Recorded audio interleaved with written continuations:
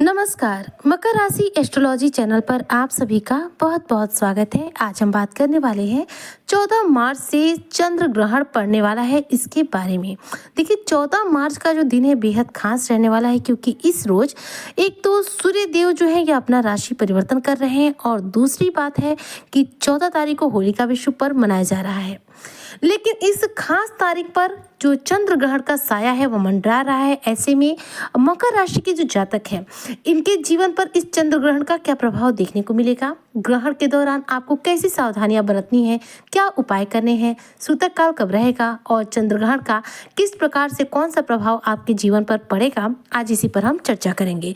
तो चर्चा बहुत विशेष है, सो वीडियो को बिल्कुल भी स्किप ना करें, वीडियो को फुल वॉच जरूर करें। देखिए 14 मार्च जो कि होलिका दहन का दिन माना जाएगा, और इस दिन चंद्र ग्रहण का जो है समय देखा जा रहा है। 14 मार्च के दिन जो है प्रातःकाल 10:41 से ये ग्रहण काल जो है शुरू हो जाएगा। यह पूर्णिमा तिथि है इस रोज, और इसी रोज ये ग्रहण हो रहा है जो कि चंद्र ग्रहण है। और 10:41 से प्रातःकाल से लेकर दोपहर में लेकर ये 2:18 तक ये ग्रहण काल रहेगा। 2:18 पर यह ग्रहण काल जो है समाप्त हो जाएगा।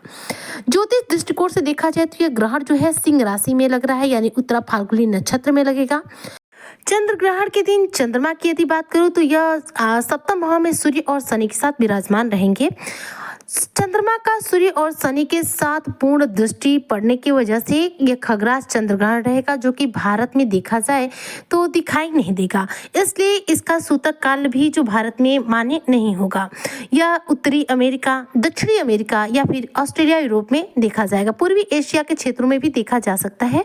हालांकि यह चंद्र ग्रहण भारत में कहीं भी किसी भी प्रकार से दिखाई नहीं देगा, इसलिए सूतक काल को लेकर किसी प्रकार की चिंता करने की कोई आवश्यकता नहीं है। चंद्र ग्रहण जो है हमारे जीवन पर विशेष प्रभाव डालता है।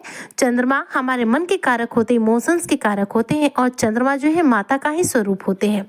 चंद्र ग्रहण लगेगा तो केतु के प्रभाव में भी ग्रहण लगेगा, शनि की दृष्टि पड़ेगी, विष योग बनेगा।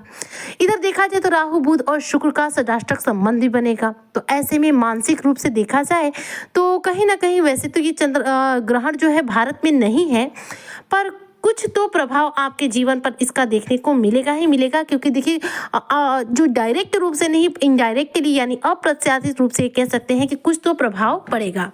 तो यहाँ पर चूंकि इनडायरेक्टली यानी कि अप्रत्याशित रूप से ये प्रभाव पड़ेगा, तो ये प्रभाव जो है बेहद महत्वपूर्ण नहीं रहेगा। ये प्रभाव जो है देखा जाए तो कुछ स्तर तक रहेगा। किस प्रकार से रहेगा समझ लेते हैं। देखिए चंद्रमा मन के कारक है। अब चंद्रमा पर ग्रहण लगेगा तो इस दौरान आपका मन जो है विचलित होगा, मानसिक रूप से अशांति होगी। जो मानसिक स्ट्रेस है जो कि आपके जीवन से समाप्त हो रहा था वह थोड़ा सा बढ़ जाएगा। यह एक सुनिश्चित समय के लिए बढ़ेगा, बहुत ज़्यादा दिनों के लिए नहीं बढ़ेगा। चंद्र ग्रहण के बाद धीरे धीरे चीज़ जो है फिर नॉर्मल हो जाएंगी। 12 राशियों पे देखा जाए तो इसका अलग अलग प्रभाव पड़ा है। यहाँ पर चूंकि मैं बात करी मकर राशि के जातकों की, तो मकर राशि के जो जातक हैं, देखिए चंद्रमा के ठीक सामने सूर्य और शनि का जो गोचर है, यह कुंभ राशि में चंद्रमा पर सूर्य और शनि की जो दृष्टि पड़ रही है, इसके कारण यह विष योग बन रहा है। अब विष योग यह बन रहा है जिसके कारण चंद्रमा का अंश बल है 28 डिग्री, यानी कि चंद्रमा बेहद ज़्यादा कमजोर है। ऐसे में आपका स्ट्रेस लेवल हाई हो सकता है। खुद को स्ट्रेस पर पूरा कंट्रोल करें। ज़्यादा डिप्रेशन किसी भी चीज़ का ना लें, मेडिटेशन करें जिससे कि आपके ऊपर स्ट्रेस का लेवल जो है हाई ना हो। देखिए स्ट्रेस ऐसी चीज़ है, यही हमें हार्ट अटैक से लेकर किसी भी तरह की परेशानियों में डालती है। स्ट्रेस से हमेशा बचने के उपाय करने चाहिए। इसके लिए मेडिटेशन एक ऐसी चीज़ है जो कि आप रेगुलर अपनी दिनचर्या में शामिल कर लेते हैं तो आपकी लाइफ बहुत अच्छी रहती है। इससे आप स्ट्रेस से मुक्ति पाते हैं। क्योंकि यहाँ पर हम बात करें चंद्रमा की, तो देखिए चंद्रमा की जो स्थिति बन रही है वो कमजोर स्थिति हो रही है, और शनि का प्रभाव पड़ रहा है। तीसरे केतु का भी प्रभाव आपके जीवन पर इस दौरान पड़ेगा। केतु कन्या राशि में है, और ग्रहों की जो स्थिति इस दौरान रहेगी यानी कि 14 मार्च को यह कुछ बेहतरीन नहीं रहेगी। 14 मार्च की जो स्थिति रहेगी वो आपके लिए काफ़ी तनाव भरी रहेगी, क्योंकि चंद्रमा का जो प्रभाव हमारे जीवन पर होता है मानसिक होता है। यानी कि ये कह सकते हैं कि देखिए धन का लॉस नहीं होना है, ना ही आपके जीवन पर किसी प्रकार का कोई बहुत ज़्यादा बुरा प्रभाव पड़ना है, लेकिन चंद्रमा का जो ग्रहण काल है या चंद्रमा पे ग्रहण है यानी कि मन पर ग्रहण लगने वाला कार्य होगा। तो इस दौरान जो 14 तारीख का खास दिन है, पैसे के लेन देन करने से निश्चित रूप से बचिएगा, क्योंकि यह आपको किसी परेशानी में डाल सकता है। क्योंकि इस दिन आपकी सोचने समझने की जो क्षमता है, तर्क शक्ति है या फिर किसी चीज़ के विषय में विचार करने की जो शक्ति है वह आपकी कमजोर रहेगी। कमजोर स्थिति में हमारा लिया हुआ जो डिसीजन होता है बहुत बार गलत साबित हो जाता है, इसलिए कोई बड़ा डिसीजन न ले। गर्भवती महिलाएं जो है इस दौरान कुछ भी चाकू वाकू का इस्तेमाल ना करें, सुई कैंची का इस्तेमाल न करें। चंद्रमा विषय योग बना रहे हैं, बुध शुक्र मीन राशि में है और राहु के साथ विराजमान है। इसके अलावा देखा जाए तो राहु बुध शुक्र से छठे स्थान पर चंद्रमा से 8वें स्थान का जो संबंध बन रहा है, जिसकी वजह से सदाष्टक योग भी बन रहा है। ऐसे में सिर दर्द की समस्या हो सकती है, ब्लड संबंधित कोई समस्या हो सकती है, माइग्रेन पेन हो सकता है, अर्थराइटिस हो सकती है, या फिर यूँ कह सकते हैं कि आपके जीवन पर कुछ न कुछ परेशानियां इस दौरान हो सकती है।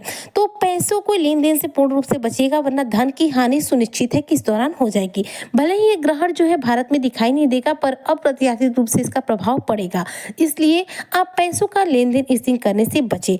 लॉटरी, शेयर मार्केट में पैसा बिल्कुल भी इन्वेस्ट ना करें। कहीं भी पैसे निवेश करने हैं तो इस दिन का जो डिसीजन आपने लिया हुआ है कि 14 मार्च को ही आप पैसे निवेश करेंगे, तो यह दिन जो है डिले कर दीजिए। कभी भी किसी भी ग्रहण काल के दौरान, किसी भी ग्रहण के दिन, कोई भी तारीख को जब ग्रहण लगती हो तो उसके 24 घंटे पहले से लेकर 24 घंटे बाद तक पैसों के लेन देन से बचना चाहिए। पैसों को जमा करने से भी बचना चाहिए। जैसे निवेश के लिए हम प्राइवेट बैंक में पैसे फिक्स वगैरह करते हैं तो ना करें, क्योंकि ग्रहण काल के दौरान आपने किया है तो निश्चित तौर पर आपके वो पैसे डूबेंगे। आज नहीं डूबेंगे, कल डूबेंगे, लेकिन डूबेंगे। तो पैसों को लेकर सावधानी बरतनी जरूरी है। पति पत्नी आपस में अपने रिलेशन को स्ट्रांग ही रखें, आपस में बिल्कुल भी किसी भी बात का वाद विवाद ना करें, वरना आपके जो रिश्ते हैं थोड़े से बिगड़ सकते हैं। छोटी सी एक लड़ाई झगड़ा जो है आपके बीच में बहुत बड़े कलह का एटमॉस्फेयर जो है बना सकता है। जब ग्रहों की स्थिति खराब हो जाती है, खासतौर पर चंद्रग्रहण और सूर्यग्रहण हो जाता है, ऐसे में जो दाम्पत्य जीवन है अगर इस पर निगेटिव प्रभाव पड़ रहा होता है तो रिश्ते बहुत ज़्यादा खराब हो जाते हैं। रिश्तों को संभालने के लिए हमेशा ध्यान रखें कि आप किसी भी कीमत पर अपने दाम्पत्य जीवन को इन ग्रहण काल के दौरान प्रभावित ना होने दें। जॉब और नौकरी में भी जाइएगा तो किसी के साथ वाद विवाद मत कीजिएगा। वाद विवाद के साथ आपके अपयश की संभावना बढ़ जाएगी, आपके मान सम्मान की बुरी तरह से हानि हो सकती है। मतलब ये कह सकते हैं कि देखिए, चंद्रमा का ये जो ग्रहण काल है डायरेक्टली नहीं लेकिन इनडायरेक्टली आपको कुछ चीज़ों में प्रभावित करा। एक तो पैसों के लेन देन में प्रभावित करा, आपके पैसे का लॉस हो सकता है। दाम्पत्य जीवन पर प्रभाव डाल रहा है, जिससे दाम्पत्य जीवन जो है थोड़ा सा खतरे में आ सकता है। बॉस के साथ संबंध को बिगाड़ सकता है, जो कि इस समय आपका बेहतरीन चल रहा है। इसके अलावा देखा जाए तो किसी पर भरोसा करना आपके लिए बहुत ज़्यादा इस समय हानिकारक हो सकता है। तो 14 मार्च के दिन अपने जो भी इंपॉर्टेंट कार्य है उसे रोक दीजिएगा, उसे मत कीजिएगा। ग्रहण का दिन है तो जो भी कार्य करेंगे उस कार्य पर आपका ग्रहण लग जाएगा। तो ग्रहण काल के दौरान यानी कि उस डेट पर ही आपको कोई कार्य नहीं करना, चाहे ग्रहण बीत जाए तो भी। आपको जो करना है वो 15 मार्च से करें और 13 मार्च तक करें। 13 तक तो आपके जीवन में जो इस समय होलाष्टक बना हुआ है, जिसके चलते कोई शुभ कार्य, नया कार्य नहीं करना है, और 14 को ये ग्रहण काल है। तो मैं आपको यही सजेस्ट करूंगी कि आप 15 तारीख को जो भी नया कार्य करना है करें, और पैसों को निवेश को लेकर जो भी कार्य है, पैसों को लेन देन का जो भी कार्य है वह आप 15 मार्च से कर सकते हैं। 14 मार्च को आप कोई भी ऐसा कार्य न करें। अदरवाइज देखें तो आपके लिए सूतक काल, सावधानी ज़्यादा बरतने की कोई विशेष जरूरत नहीं है, क्योंकि यह जो ग्रहण काल है यह भारत में नहीं है, भारत में दिखाई नहीं देगा, तो मान्य नहीं रहेगा। बस पैसों के लेन देन से सावधानी जरूर बरतेगा। तो उम्मीद करती हूँ आज की चर्चा जितने भी मकर राशि के जातकों ने पसंद आई होगी। वीडियो पसंद आई तो लाइक शेयर करें, चैनल पर नए हो तो सब्सक्राइब जरूर करें। मिलते हैं नेक्स्ट वीडियो में, तब तक के लिए जय शनिदेव।